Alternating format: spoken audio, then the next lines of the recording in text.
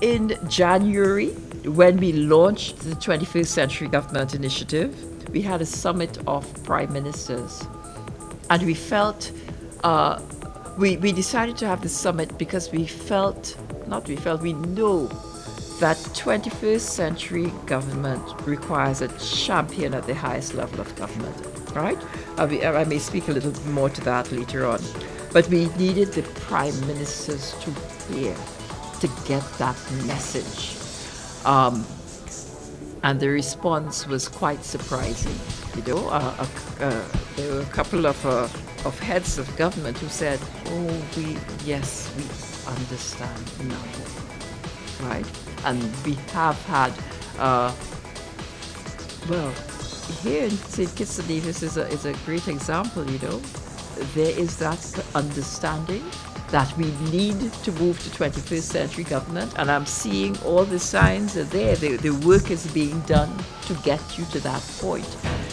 It doesn't happen overnight. It's a process. It's a complex process, and many things have to be done that would enable the government now to take that leap and become a 21st century government. Things like business process engineering.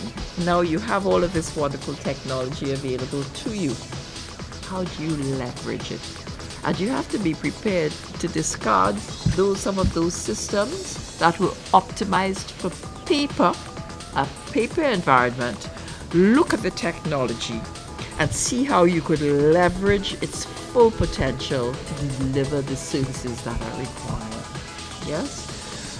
It's not an easy thing, but I think we have, in principle, certainly at the level of the ministers responsible for ICT and telecommunications, they are committed to the process, but that's just one ministry.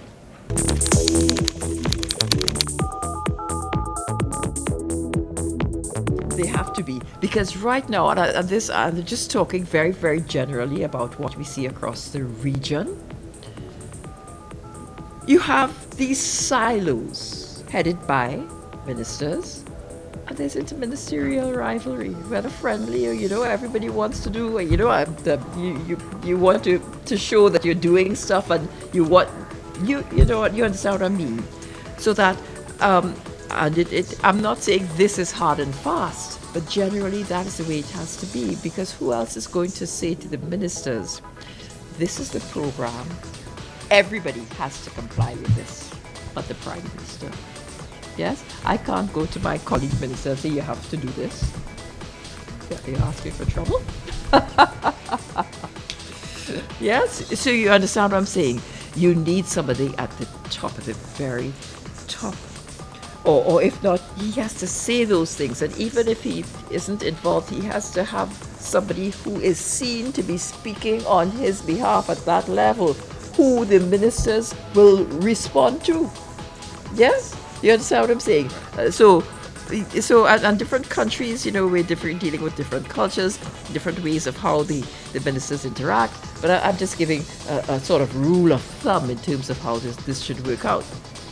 And the other thing about, I'm talking about, yes, we're in a digital age. Another feature, and we see it all the time. I still have to do it. You go to an office and you have to fill out the form, triplicate, quadruplicate, whatever it is, right? And the pink copy goes here, the green copy there, and the other copy and the copies, and somebody has to physically walk those things, right? How else does it get from point A to where it's supposed to go?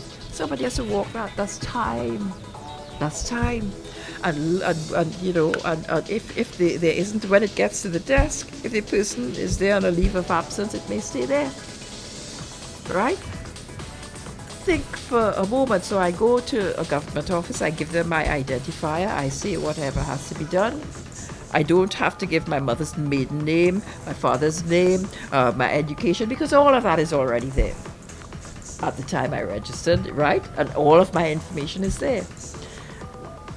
All of the information is there, and it could be sent instantaneously to all of the people who need to get whatever I'm signing up for, right? Think of the efficiencies.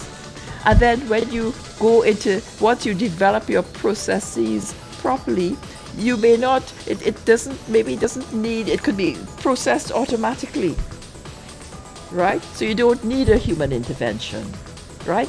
The person could be away for 2 years and it's not going to make a difference to the length of time it takes for the transaction to be completed.